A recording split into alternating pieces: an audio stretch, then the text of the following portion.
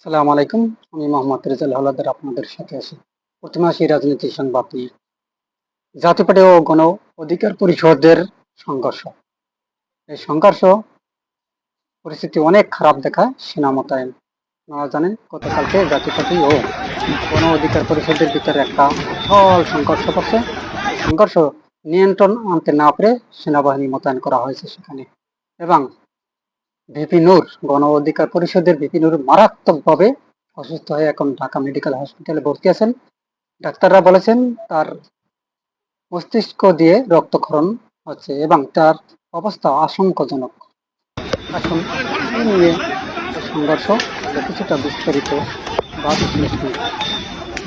রাজধানীর বিজয়নগরে জাতীয় পার্টি ও গণ অধিকার পরিষদের নেতাকর্মীদের মধ্যে সংঘর্ষের ঘটনা ঘটেছে। শুক্রবার 29 আগস্ট সন্ধ্যার সংঘর্ষের ঘটনা ঘটে। এতে কয়েকজন আহত হয়েছেন। ঘটনার পর ওই এলাকায় থমথমে পরিস্থিতি বিরাজ করেছে। পরিস্থিতি মোকাবেলায় সেনাবাহিনী ও পুলিশ মোতায়েন করা হয়েছে সেখানে। প্রত্যক্ষদর্শীদের সঙ্গে কথা বলে জানা যায়, শুক্রবার সন্ধ্যা 5:45টার দিকে প্রথমে গণ অধিকার পরিষদের সভাপতি নুরুল হক নূর ও সাধারণ সম্পাদক রাশেদ খানের নেতৃত্বে বিজয়নগর হয়ে দলীয় মিছিল কাকরাইলের দিকে যাচ্ছিল। এ সময় জাতীয় পার্টির বেশ কয়েকজন নেতাকর্মী দলীয় কার্যালয়ের সামনে অবস্থান করলে দুপক্ষের মধ্যে উত্তেজনা সৃষ্টি হয়। পরে উভয় পক্ষের মধ্যে ধাওয়া পাল্টা দেওয়া ও ইটপাটকেল নিক্ষেপের ঘটনা ঘটে। এতে উভয় পক্ষের বেশ কয়েকজন আহত হন। ঘটনার সময় আতঙ্কে পথচারীরা ছোটাছুটি করতে থাকেন। পরিস্থিতি নিয়ন্ত্রণে পুলিশ উভয় পক্ষকে কর্মীদের নিবৃত্ত করার চেষ্টা করে। পরবর্তী সময়ে পুলিশের সঙ্গে সেনাবাহিনীর সদস্যরা যুক্ত হন এবং পরিস্থিতি নিয়ন্ত্রণে আনেন। গণ অধিকার পরিষদের সাধারণ সম্পাদক রাশেদ খান গণমাধ্যমকে বলেন, জাতীয় পার্টি ও আওয়ামী লীগের সন্ত্রাসীরা গণ অধিকার পরিষদের মিছিলে অতর্কিত হামলা করেছে। তিনি বলেন, দলের আহত কর্মীদের চিকিৎসার জন্য ঢাকা মেডিকেলে নেওয়া হচ্ছে। জাতীয় পার্টির দপ্তর সম্পাদক মাহমুদ আলম বাংলা ট্রিবিউনকে বলেন, আজকে জাতীয় পার্টির ঢাকা মহানগর ও উত্তর ও দক্ষিণ এবং সব অঙ্গ ও সহযোগী সংগঠনের সঙ্গে পার্টির পরবর্তী কর্মসূচি নিয়ে আলোচনা সভা ছিল। এর মধ্যে নূরের দলের লোকজন মিছিল নিয়ে এসে আমাদের পার্টির অফিসে হামলা চালিয়েছে। আমরা প্রতিরোধ করেছি। আমাদের 10 থেকে 12 জন লোক আহত হয়েছেন। একজনের চোখে সমস্যা হয়েছে, তাকে ঢাকা মেডিকেলে পাঠিয়েছি। আমি নিজেও আহত হয়েছি। আজকের ঘটনায় বিস্তারিত সবাইকে 8:30টায় কেন্দ্রীয় কার্যালয়ের সামনে প্রেস ব্রিফিং আছে, সেখানে ঘটনার বিস্তারিত তুলে ধরা হবে। গণ অধিকার পরিষদের দপ্তর সম্পাদক শাকিল উজ্জামান বাংলা ট্রিবিউনকে বলেন, আমাদের পূর্ব নির্ধারিত শান্তিপূর্ণ মিছিল নাইটিঙ্গেল মোড়ে যাওয়ার পথে জাতীয় পার্টির নেতাকর্মীরা সম্পূর্ণ বিনা উস্কানিতে হামলা করে। এতে আমাদের কমপক্ষে 20 জন নেতাকর্মী আহত হন। তাদের ঢাকা মেডিকেল কলেজ হাসপাতালে পাঠানো হয়েছে। ভিপি নূরের গণ অধিকার পরিষদেরা তারা বলছেন যে জাতীয় পার্টি কিন্তু এই রূপটা তারা এককভাবে দেখাতে পারেনি। তাদের ভিতর আপনারা জানেন তারা কিন্তু আওয়ামী লীগ সমর্থিত একটা সংগঠন। তারা আওয়ামী লীগের সময় তাদের সাথে তারা সব সময় ওতপ্রোতভাবে জড়িয়ে ছিল এবং আওয়ামী লীগের একটা ভিন্ন রূপ হিসাবে দাঁড় করাবে এই জাতীয় পার্টি। আর এই জাতীয় পার্টি আপনারা জানেন যে ছাগলের 3 নম্বর বাচ্চা হিসাবে তারা রাজনীতিতে ভূমিকা স্থাপন করেছেন বিগত 17 বছর ধরে। আর তারা অবশ্যই আওয়ামী লীগকে নিয়ে আবার নির্বাচনের মাঠে নামবেন। আপনারা জানেন বাংলাদেশে কিন্তু কঠিন এক ষড়যন্ত্র চলতেছে।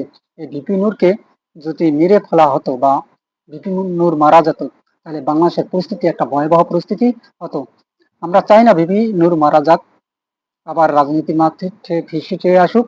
আমরা কোনো দলকে ছোট করি না, যেটা সত্যি কথা সেটা হলো এই ফ্যাসিস্ট সরকারের আমলে যে দলটি সাপোর্ট করেছে, যে দলটি পৃষ্ঠপোষকতায় ছিল, আবার এখন বর্তমানে ওই দলকে আবার সাপোর্টিং এ আনতেছে, তাহলে সেই দলটি কেন নিষিদ্ধ হবে না?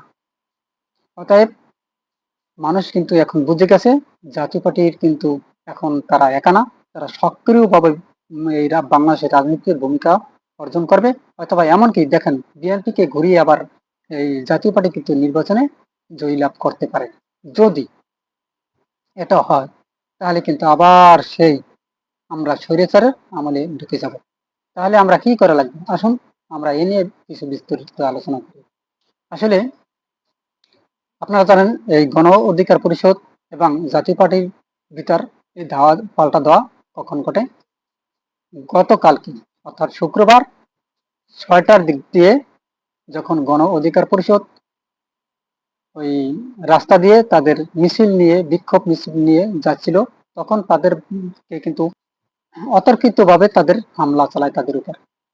তাদের হামলার প্রকট এতই হয়েছে যে গণ অধিকার পরিষদও তারা মোকাবিলা করার জন্য তারাও পাল্টা হামলা চালায়। এই দুই পক্ষ সংঘর্ষে বেহাল পরিস্থিতি, বাংলাদেশে একটা ভয়াবহ পরিস্থিতি সৃষ্টি করে ঢাকার ভিতরে।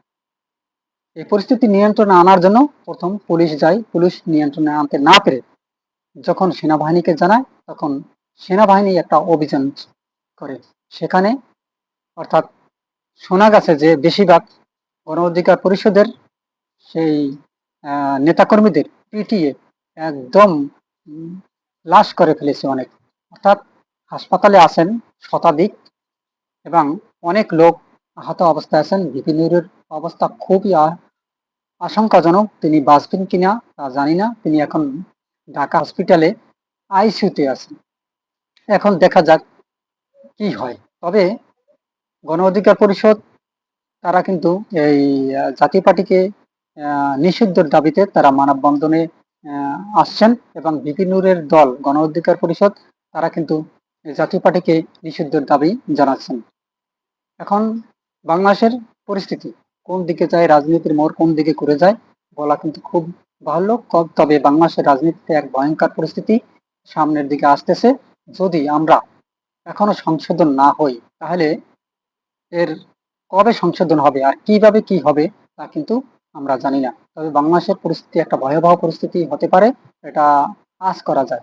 আসুন আমরা জাতীয় পার্টিকে নিয়ে কিছু আলোচনা করি। আসলে জাতীয় পার্টি বর্তমানের যে প্রধান হোসেন মোহাম্মদ এরশাদ তিনি নেই, তার ভাই আছেন। তার ভাই দল বর্তমানে চালাচ্ছে। এখন কথা হলো জাতীয় পার্টির যে আচরণ তা দেখে আমাদের এখন খুব ভয়ঙ্কর রূপ তারা নিতেছে এবং তারা ছিল কিন্তু দোড়া সাপের মতো, অর্থাৎ লেঙ্গুর ধরে যেদিকে ঘুরেতেন সেদিকেই ঘুরত। হঠাৎ করে তারা কিন্তু এই যে সংঘর্ষে জড়ালো, তাদের শক্তি সামর্থ্য দেখাতে পারছে বাংলাদেশের, তার মানে কি? অর্থাৎ আওয়ামী লীগ, ছাত্রলীগ, যুবলীগ জাতীয় পার্টির সাথে মিশে যাচ্ছে। রাজনীতির খেলা কিন্তু এখানে। অতএব সবাইকে বুঝতে হবে এবং সমাধানে আসতে হবে যে কি হচ্ছে ভবিষ্যৎ বাংলাদেশের রাজনীতিতে। এবং জাতীয় পার্টির এত সাহস কোথা থেকে আসলো? তাহলে অবশ্যই কোনো দল পিছন থেকে তাদেরকে সাপোর্ট দিছে। এমনকি এই হামলার ঘটনার সময় জানা গেছে যে অনেক ভিডিও ফুটেজও দেখা গেছে যে জাতীয় পার্টি মারমুখী অবস্থানে গণ অধিকার পরিষদের উপর অতর্কিত হামলা চালিয়েছে। অতএব অনেকে বলছে যে ছাত্রলীগ, যুবলীগ এই হামলার সাথে জড়িত ছিল এবং জাতীয় পার্টির সাথে মিশে এই বাংলাদেশে বিশৃঙ্খলা সৃষ্টির একটা তারা চালাচ্ছে এবং করতেছে। আসুন তাহলে আইন শৃঙ্খলা বাহিনীর ভূমিকা কি? আইন শৃঙ্খলা বাহিনীর এগুলো ধরে ধরে আনা উচিত। তাদেরকে ধরে ধরে বের করে এনে হাজতে ধরা উচিত। তা না হলে একটা জাতীয় পার্টি আবার ভয়ঙ্কর রূপ বাংলাদেশে কিন্তু দেখাবে। তা আমরা আর দেখার বেশি দিন বাকি নেই। ভিপি নূর যেন তাড়াতাড়ি সুস্থ হয়ে আবার রাজনীতির মাঠে ফিরে আসতে পারে। আজ যদি আমার ভিডিওটি ভালো লেগে থাকে তাহলে আমার চ্যানেলটি সাবস্ক্রাইব করুন, লাইক ও শেয়ার দিয়ে সবার মাঝে ছড়িয়ে দিন। আজ এ পর্যন্তই। আসসালামু আলাইকুম রহমতুল্লাহি।